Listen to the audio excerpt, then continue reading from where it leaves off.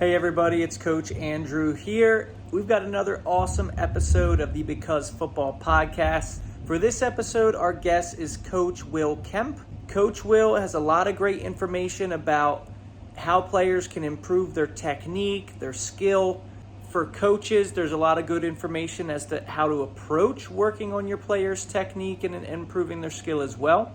And then we've got some awesome stories about a recent trip that he and some of his teams did to the UK, where they got to play matches against a lot of top English academy sides, go to some matches themselves, and do some stadium tours. So before we get into the episode, my question for you guys that I want to see in the comments: if you could visit the UK for a soccer tour, what stadium or which team would you want to see live? So go ahead and put that in the comments. I'm really excited to see where some of our fans and listeners of the show stack up. And I hope you enjoy this episode as much as I did. Thanks. See you in there. Today, we've got Coach Will Kemp of Kemp Soccer Development and Cohansey Soccer Club. And so first of all, Coach Will, thank you very much for being on the podcast. Yeah, absolute pleasure. I appreciate you having me, Andrew. The first thing here, just tell us a little bit about some of your earliest experience of the game. Yeah, so fortunate for me, I grew up in a soccer town, Pittsburgh, New Jersey. My brothers played soccer, and of course, you want to go ahead and follow in their footsteps. My brother stuck with it for, not that long. We both quit pretty early on, picked up other sports, but it was the one sport that continued to grow on me. And of course, all my friends are playing it. So, once again, you adapt to your surroundings. I was able to have a lot of success at club level, a lot of success at high school. Did not have as much success inside college. I kind of relied too much on my talents compared to hard work. And then I transitioned into coaching. And I'm here. That's where I'm at today. So it's been a lot of fun. Crazy up and downs. But Yeah. it's all been a enjoyable journey, to put it that way. Yeah, ups and downs for sure. If you're in anything long enough, there's going to be those. Can you remember maybe like the first time you're like, oh, like I want to be a coach, like wanting to think eventually one day that you wanted to train players and develop them yourself? Well, there was. Let me see. So one of my earlier coaches, actually his brother's name, the coach's name is Don Norton. But Don used to say that I was a student of the game. This is at an early age. I guess just from the conversations that we would have, but it was that one phrase that stuck with me for a good amount of time. And I never saw myself as a coach. I was a introvert. I still am an introvert. I struggle inside certain social situations, but same exact time I had a love for the game. And I actually, as soon as I remember in college where there'd be certain games and I'm trying to give instructions from the bench. I'm not even playing, right? And I'm just giving instructions from the bench. And I'll never forget, one of my teammates told me to shut up. And at that point, I was just like, hey, I love this game too much to shut up, and I want to be able to actually instruct as many players as possible and help as many people as I can. I can't be on the field, so I'm going to be able to help you out as much as I can. And, it kind of blossomed from there a little bit. I actually went to the golf business for 5-6 years. And then, I got a call from one of the old board members from my club, my hometown club, asking me if I wanted to coach rec. And, I'm like, I'm not really a coach, but I can give it a go if I can get back to my club. And, it kind of started from there, and rec turned into travel turned into, high level soccer. And here I am today. Yeah.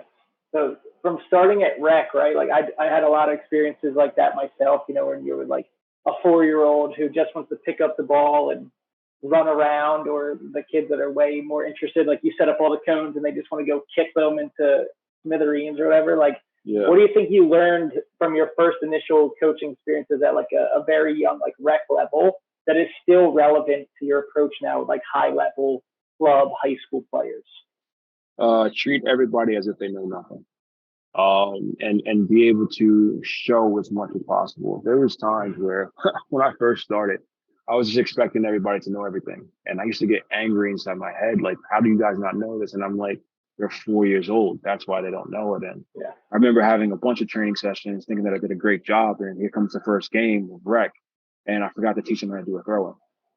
So it's those moments that, reminded me of, hey, I got to show everything, regardless of which level they're at, regardless of if they've been playing the game for years. And then once they know it, you got to challenge them. You got to challenge their brain. You got to help them develop. You got to help them actually have as much success as possible. And once you start to do that, that's when you start to actually do your job with a coach. So that's probably the one thing that stuck with me since day one. From your experiences as a youth player in college, was there a certain coach or coaches that you feel like you wanted to like copy their style because they really connected with you, or like did you take elements of their approach and now put it in your coaching style today? Yeah, so as a youth coach, my coach was Bob Norton, so Don's brother. And there was different pieces where Don and Bob were definitely way ahead of their time. A lot of stuff that we did was possession based. We allowed ourselves to kind of dominate, especially to the midfield. And then as I went forward, high school coach, very, very different style of play. Let's put it that way. I was fortunate enough to be able to play with my best friends throughout, my 4 years. And especially our graduating class was 11 players. And out of those 11 players, we had probably about 8 players that have played together at some capacity throughout their career. And then after that, I went to my first school, and it was more of a South American, Central American style, which I absolutely loved. And then I transferred to last school, which is Rome, and it turned into more of the American style that we know, the dump and chase, and being able to use more of attributes of strength and speed compared to actually being able to solve problems with your mind. And right. I was able to go through several different types of coaches. But when I came out of school, I used my last experience as the way that I actually wanted to play at first.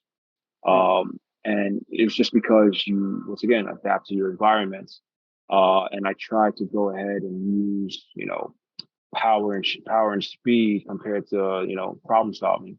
But at the same exact time, obviously me being an Arsenal fan, you try to adapt to one of the best managers ever and be able to actually implement his system. So sure. I would say that, it was definitely at first a lot of my last college, and then a little bit of my favorite team.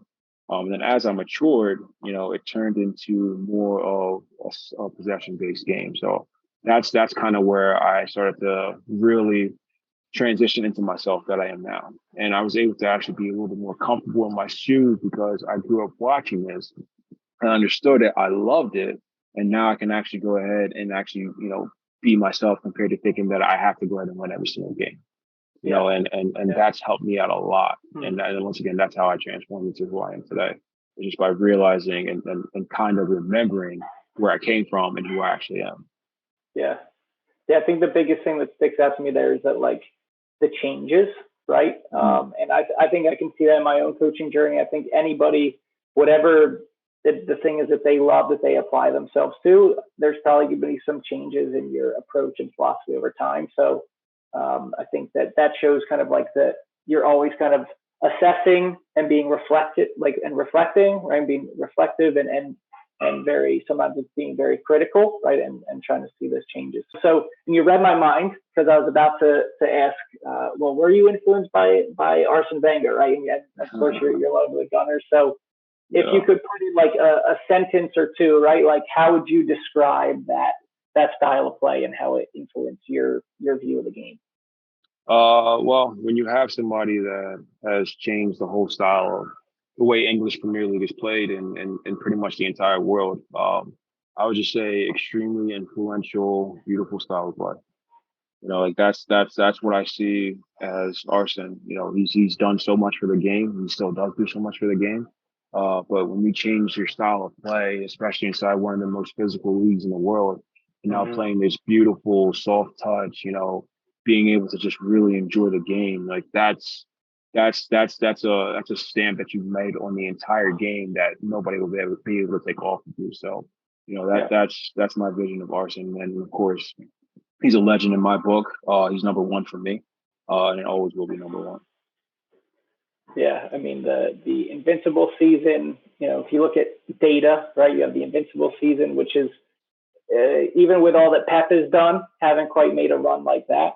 And then if you look at just you're saying like just from a philosophical point of view of influence in the game, it's been massive. And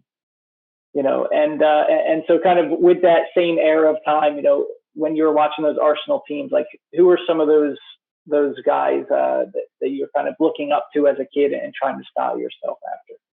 Well, I mean, obviously Henri is number one, without a doubt. I mean, I went from being a field player to a goalkeeper to being a field player, and I just remember this one time one of the best players I ever played high school soccer with. He was actually a senior. No, he graduated. I apologize. He's in school, college, and we played a pickup game, and I just never forget. He's like, "Dude, why are you trying to play like Henri?"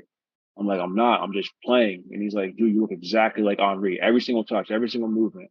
And I'm like, "I'm just playing the game," but like, that's just kind of how, like how I've looked up to him. And fortunately, I was able to see him play numerous times. And, that's a person that I think about first. And you also think about Dennis Bergkamp, right? You think about Cesc Fabregas. You think about, Thomas Rosicky, right? You think of Patrick Vieira, and, the list goes on. For those players, I'm not going to say like I was watching heavily inside the early 2000s, because I wasn't. It was very hard to be able to watch the game, but it was. I grew up really go for it, and maybe you had to invest in like the DirecTV packages. Exactly. Back in the day. So so for me to say that, I was able to watch the, invincible eras before, like Ian Wright, and those guys. I'd be lying to you because I haven't. I've never seen Ian Wright play a match. But I know the history behind it, and I understand it, and I appreciate it, because those guys paved the way for what Arsenal is today. And but for me, like Thierry Henry, without a doubt, is the first person that comes to mind at all times when it comes to any type of Arsenal talk. Yeah, super, just graceful, powerful, creative, like just the goal, like watching. He's one of those guys you just throw in like his best goals from Arsenal, and your jaw keeps dropping, right? And so many different types of goals too. But again, I kind of fit into that whole team style. And when I think of that Arsenal team, I mean, myself, I was a United supporter at the time, and they were always going head to head. But of course, like with that Arsenal team, it's just like with the way that they kept the ball, and it's like technique, right? All those guys you're talking about, Bergkamp and Fabregas and Robert Pires, like just like effortless players, the ball just stuck to their foot. I'm curious with your thought as a coach and doing a lot of technical training with players. Do you think like, and maybe it's not a yes or no, but it's maybe degrees of it. Like, what can players do, and how much do you think a player can improve their technique when it comes to let's say they're starting out in the game and can barely trap a ball to like then being able to, like, do you think that each player has a particular ceiling or potential technically, or like do you think that can be expanded? How do you kind of see that? Yeah, so it definitely can be expanded. Every single player, especially at a young age, can be molded into a great player, right? And it's obviously genetics play a huge part. Environment plays a huge part. But at the same exact time, everyone's given the same opportunity. The one thing that I definitely am getting used to hearing that I really don't like to hear is that so many players are specializing early ages, and they don't even know how to use their body yet. Right. So what I used to do, especially in like training, I used to introduce the ball right away, ASAP, and be able to just like work on, like everyone did, like 1,000 touch drill. Right. So that was pretty much my warm up. And it became so boring for me as well as the players that, people would show up for the session just like, they would lie about getting the drill done. They're like, "Oh yeah, I did it." And it just took away from the session. But for me, I had to change it. So I started to actually implement a little bit more speed and agility, change the direction stuff, jumping up and down, going to explosive movements, things like that. So I try to go ahead and focus more on actual body mechanics first compared to just technical work, right? So if you can get the player to understand their body, they're going to understand the ball. If they don't understand their body, there's no way in the world they're going to be able to understand the ball. So there's different techniques that I've actually implemented, especially over, I would say, the last 3 years that I started to introduce into my programs. And you just see players' ceilings actually raise. And you see players' ability and enjoyment actually, become higher, because now they're doing something where they're actually accomplishing certain goals compared to just getting frustrated not being able to control the ball. So I think that everybody has an opportunity, but it's just how you actually use that opportunity. Get out there, learn how to use your body first, and then we'll go from there. Gotcha. Yeah, I think that's an interesting point, like of just the body mechanics, the control, because that's something I talk about a lot with my players anyway. And there's obviously only so much you can communicate that will then have the outcome that we're looking for in terms of growth and improvement. That's just like a talking and understanding, right? You can tell them to adjust in a certain way, and it can work in that like rote, unopposed exercise. But then once you increase tempo, increase the speed, I agree that like a lot of the body mechanics come into play. I think the challenge as a coach is when we look at players, whether we're doing a private one-on-one session for an hour once a week, or we're with our team and we have like 2 hour and a half, 3 hour and a half sessions a week or whatever it is. I always struggle with how to like give the right amount of time to the speed, agility, the body mechanics versus the ball, because I always just feel like there's such a scarcity of time for the ball and the technical side. So how do you try to kind of balance the two to kind of get the maximum outcome that you can, given the very limited time you have with your players? Yeah. So, I mean, it's what I started to do is, about 25% of the session, I try to work on body mechanics, right? And then slowly not slowly, but then apply those same body movements into the first part of the session with the ball, right? That way they're still working on the same build. We're building for the same exact area. And then I go ahead and focus on just purely soccer technical stuff, et cetera, shooting, changing direction, match understanding. Why am I doing this move? When am I doing this move? How do I create things like that? So, like that I would say the first half hour is really focused on body mechanic. The first 15 minutes is more body mechanic, no ball. Sometimes I introduce the ball depending on the skill level, depending on the age of the player, where they're at, so on and so forth. And then I go ahead and go for the next 15 minutes, similar movements, right? Changing direction, simple passing, receiving, up and back stuff, lateral movements, checking in the space, like things like that. Now they're applying all those body mechanics into the first little bit of movement. And then the last 30 minutes is more match understanding. Now, if you have a player that is struggling big time with just controlling the ball, you just dumb it down, right? You just bring it down to a situation where they're still having success, right? And then you go ahead and increase the intensity. It from the outside it looks like the most simplest drill, but then when you're actually performing it, it's actually pretty difficult. So you try to go ahead and scale it based upon who you actually have, and then you make it challenging for whoever you're working with. I like then how you tie in the theme and the topic of the physical side and the mechanics, and then even that progresses throughout the technical and the tactical activities. Really like that thread and that consistency there that you mentioned. So, and then I kind of like to look similar to that, right? Like we're looking at the technical training, or whether it's like private training for players. I know obviously you are the director of a travel club, and then you also offer a lot of additional supplemental skills training programs. So for players who are already training twice a week and games on the weekend for, let's say, 8-9 months out of the year with their travel team, like why is it important that they're doing additional programs, and can it really make an impact for them? Yeah, I mean, you're looking at 3 hours a week of training for some players, right? 3 hours a week.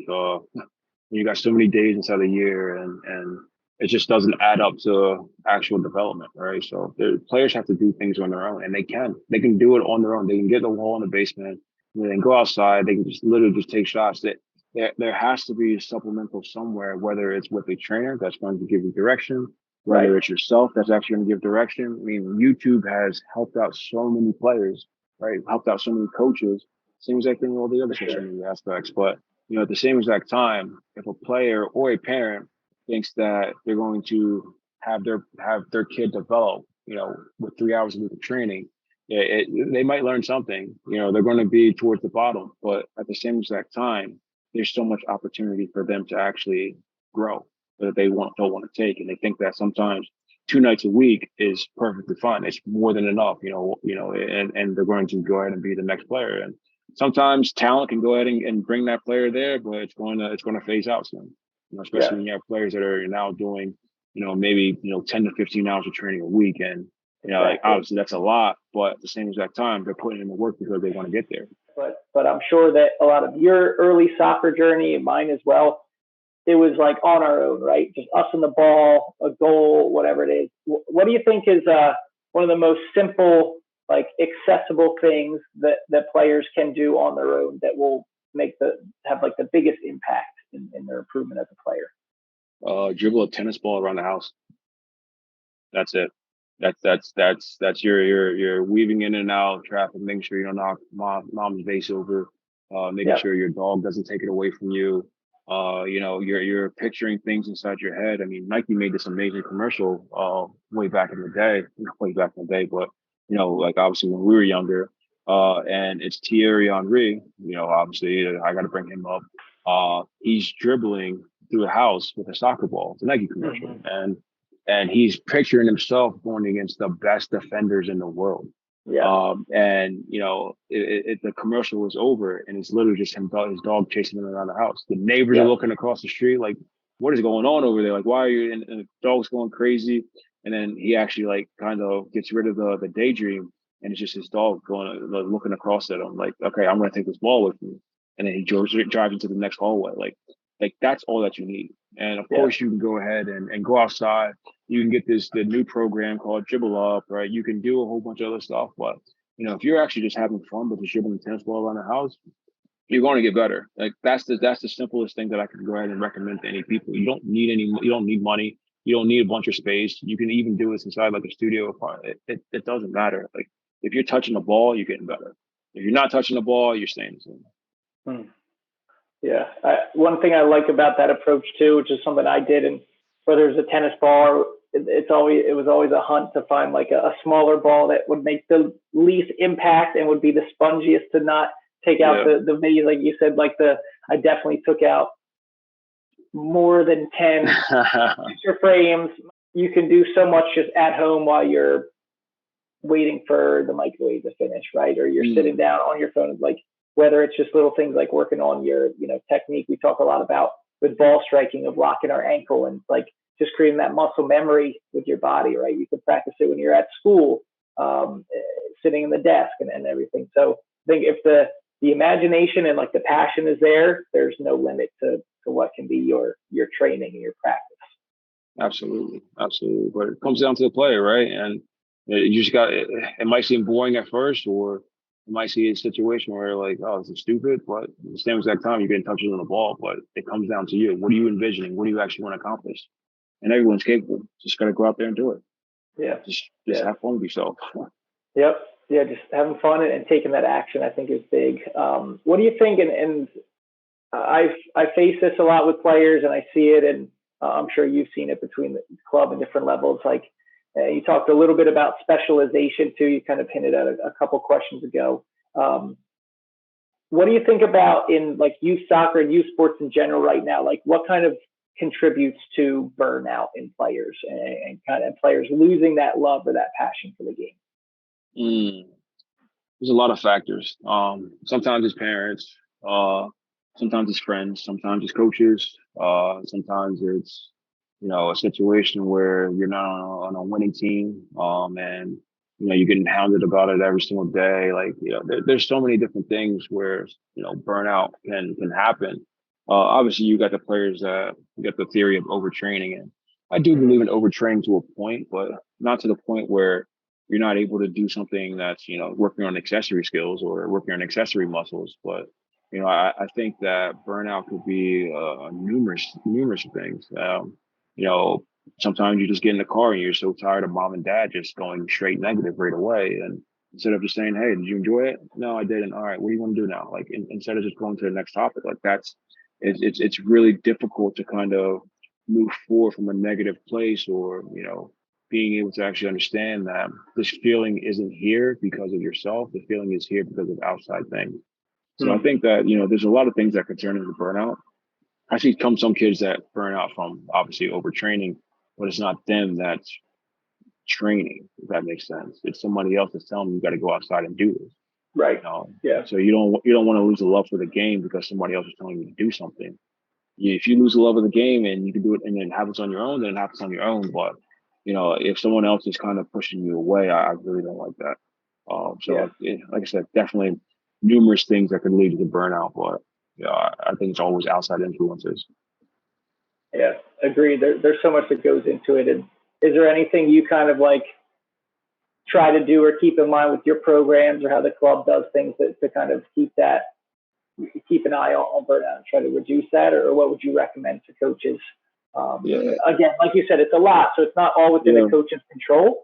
But again, Mm-hmm. as far as like really, really caring for the well-being of the child, like what do you kind of look for and do to kind of reinforce that? Well, I think building rapport with players is huge, right? Try to get a little bit of a peek on the inside of their life outside of soccer, and see how they actually operate, right? And see what their relationships are like, with close friends, with family members, so on and so forth. And then try to tap into little things, and then you try to say, hey, listen, like, how was your day today? What did you do? Blah blah blah. And as those conversations continue to grow, you're starting to actually add little post-its inside your head about what this person's talking about, and then you try to go ahead and touch on happiness and see their reactions to, oh, I played video games today. I was really good. Like, or hey, like, I got my high score and whatever. Or hey, I really enjoyed watching my sister's recital the other night. Like just small things, and then you're making post-it notes and then trying to bring up those topics again and seeing the way that they react, right? So I try to make sure that if I see a player that's struggling good time, I interact with them even more.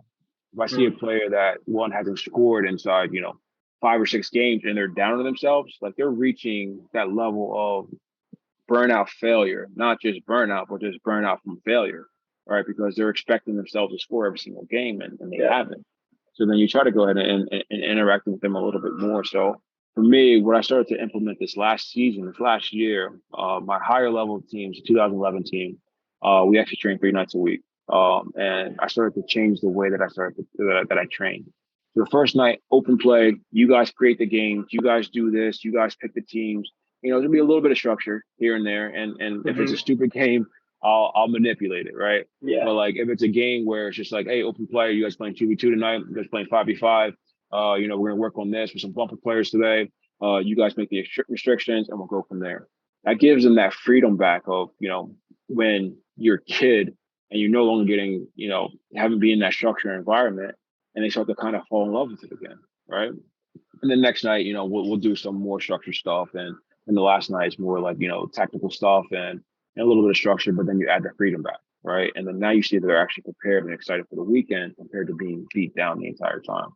Yeah. So I've changed the way that I coach based on that, and I've seen it, and it actually worked. It's worked out a lot for that squad because there were some ups and downs. This last season was actually really bad, but we're playing against some of the best teams inside the region. But that's just the level that we're at right now, and it's fortunate. But like I said, that's helped out a lot, especially when it comes to burnout, because now players are being able to express themselves more compared to just being structured training the entire time. Yeah. Yeah. That's what I like about too is like you're giving them the freedom to like make those decisions, right? Because like when it comes down to like the kids, they know how to have fun, right? Like they know they know what is going to be enjoyable for them. And then as coaches, we can just kind of, like you said, if it's a stupid game, you're going to step in, you're going to adjust it. Like we need to be safe and improving from this. But I think that, and it sounds like it would be something that really makes them think about the game as well. Absolutely. And they're problem solving themselves, right? So now there's no longer a voice on the sideline that's screaming at them or yelling instructions, and mom and dad aren't there. And you see those kids at their happiest. Yeah, they're losing. Yeah, they'll argue. Yeah, they're competitive. But at the same exact time, they figure it out on their own. They sort it out. But when you constantly have that voice at all times, boom, boom, boom, boom, right? It's like beating into them, man. There has to be a balance. There has to be a balance, and that's where the balance comes from. Hey, full freedom. You guys go ahead and have fun. Yeah. And so speaking of having fun, we'll pivot a little bit here. I know just recently, a couple months ago, through your Kemp Academy teams, you took some groups over to the UK. So tell us a little bit about that experience and some of those international tours that you've done in the past. Yeah, no, it was good. This past April was definitely up there for, I would say, top 3 tours I've been on. Great group. We took 2 teams between the ages of 2009 through 2011. We had a lot of players brought their family members to be able to see them play over there. We traveled and explored the country. We had a little bit of a bump in the beginning where a storm slowed us down for about 4 hours. And we actually missed one of our first adventures, which was a Manchester City tour. That we had to bump to it later in the day and later in the week, which was great. But it was a great experience. It was an experience where played against Manchester United, played against Tranmere Rovers, played against Bolton Wanderers, and this absolutely unbelievable team, Cohansey, which in Wales, and they were phenomenal. Being able to play against Ian Rush's nephew was absolutely amazing. Liverpool legend, and the boys are just having fun. Obviously we got beat up a little bit. I was expecting Manchester United to kind of smash us, but we stuck with them. We lost that game. I think it was what was the score? I think it was 4-3, something like that. Okay. Cohansey, we lost I think 9-1. They were just unbelievable team.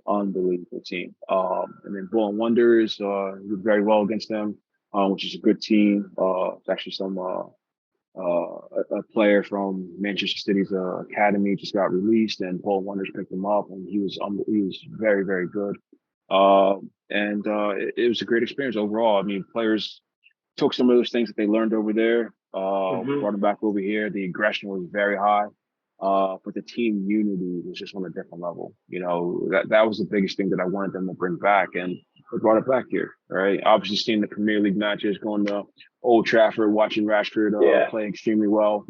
Yeah. For myself, I snuck away. I've been able to watch the Arsenal-Liverpool match away at Anfield. Dream come true. Liverpool fans were extremely quiet until they started scoring. There's a library in there. Just really good stuff. Went to Wrexham, of course.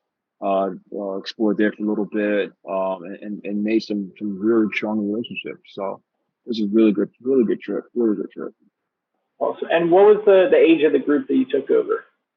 So it was players. So it was two teams. One team was 2009 and 2010 combined team. The other team was all 2011. Okay, gotcha.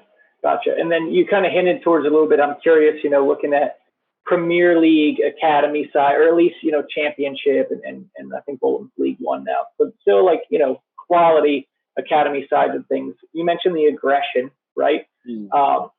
What do you mean by that? Like, what did you see kind of in matches and games that would show that that was a difference that maybe the American group that your guys had to adapt to? Yeah, so I mean, over here, right, players are playing for obviously, the dream of playing professional is always there, but it's not in reach, right? Going D1, getting a full ride scholarship, it's everyone's dream, right? But it's not in reach. So over here, you have players who have this dream that's not actually there for them. So they play based upon what they deserve to play, right? And then there's certain players, I'm not saying every single player is like that, but there's certain players that will try to, think that they deserve something when they really don't. Over there, those players are playing for contracts, right? They're playing for contracts. They're trying to go ahead and get into the first team. So every single moment is being watched. Every single moment is an opportunity for them to move into the next team, right? The next level. So when I say about aggression is that whoever has the ball, I'm taking it away from you. I will fight you tooth and nail to win this ball away from you. I'll be clean, right? And I'll be professional because every single one of those kids are extremely professional. They got fouled, they got up, slapped hands, got on, let's go. Right. But they're all playing for contracts, and with that type of mentality, it's very hard to compete against with a country or a culture where it's just like, I want to play pro. Like, it's nice. It's nice to hear that. It's nice to say that. Like, that's what you want to hear. It's expected. Everyone's expected to see it, but it's not in reach, right? But over there, everything is in reach, right? And I'm not saying every single player is going to go pro because it's not true at all, but it's in reach. It's right there in front of them. They can take it if they're good enough. They can take it if they have the opportunity to. That's the biggest thing that I say about aggression is that they're competing at a very high physical level at all times. They want to run through. They don't want to be embarrassed, especially when it comes to Americans. They want to be able to dominate you physically and mentally. And that's the biggest difference. Yeah, and like you're saying, there's that clear pathway, and there's decades of the culture of this, and like, hey, it is possible if I do this. And like you said, we just have a younger infrastructure in the U.S. You know, and it's newer and it's also changing a lot. And then there's also a lot of different levels and things. Of course, then there's college too, but that's different than like the possibility of, you know, a livelihood for yourself or for your family. So that's interesting. You're kind of bringing out that point. Do you think that that's something? I'm sure you talked about your guys. Like, how do you think that and like being exposed to that type of mentality change maybe the way they approach their own game? Yeah, I mean, listen, it was definitely a huge understanding, especially at first. It was like, wow, like, but like the Manchester United game, the boys play with a lot of confidence, right? A lot of like, oh, we can stay with this team, we can bounce it around. But it's still the beginning of the trip wasn't as good as the end of the trip. And the reason why is because they finally adapted to the play style. They finally adapted to the actual, lifestyle of these players, and they started to become overly aggressive. And when you have certain players, especially with our last match, that are complaining to the referee about how physical this team is now being, you can see that something is clicking, right? And then I remember when we came back, we didn't have a game that following weekend. We had to wait. And we played 2 weeks after that, and the aggression was very high, and they kind of were, overcompensating for other things, which was unfortunate because they wanted to prove something. At the same exact time, the style of play was poor again, right? And I think it was a rainy day, whatever.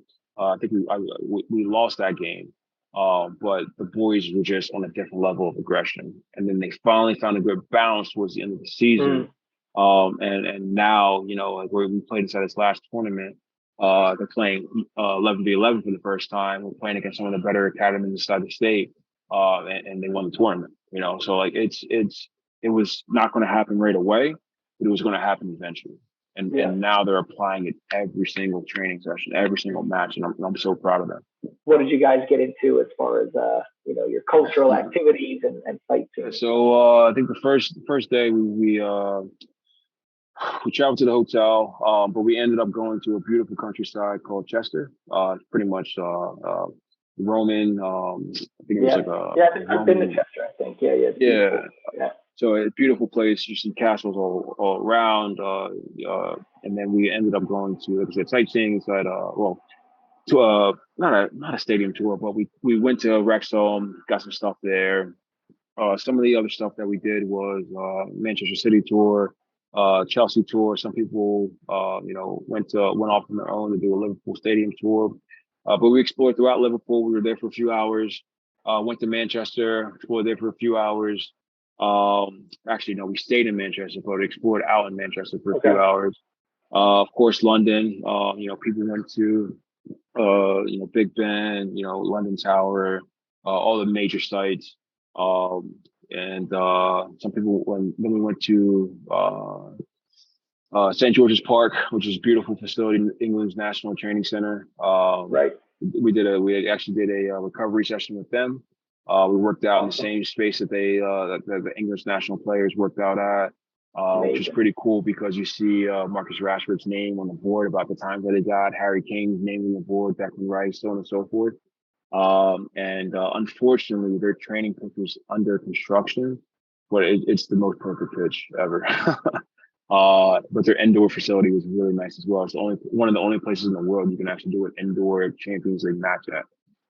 So which is really cool. But yeah, we went throughout the entire country, and I think that stuff is so much more important than just playing the games. Just because 90% of those kids will never go back to the country again. And they might in the future, but for the most part, that they're not going to be able to actually explore those areas that they would like to. So, it's not just a soccer trip, because it's not just based upon that, but it's about actual, cultural understanding and being able to go to those historical sites. So, yeah, it was fun, man. A lot of fun.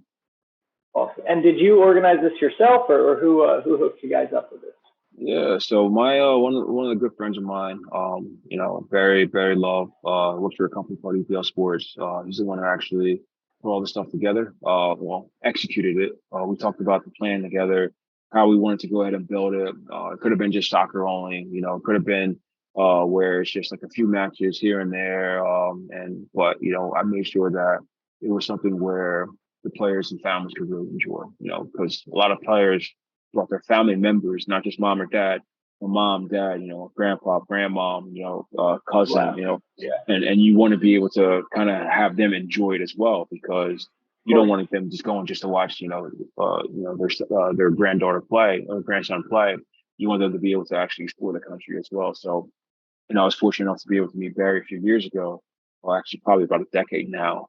And we built a great relationship. He does amazing work, and we were able to build a great tour together. And that bridges into like kind of the because football aspect, right? Like what the game kind of means for us individually and things. So if I had to put you on the spot, could you pick a favorite, or it doesn't have to be the number one, but like a top memory related to the game?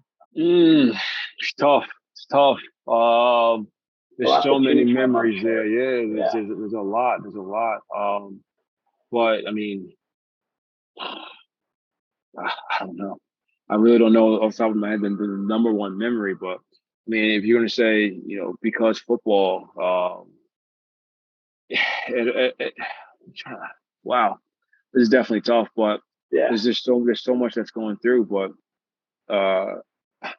I would say this, because football, I'm able to provide happiness to many players.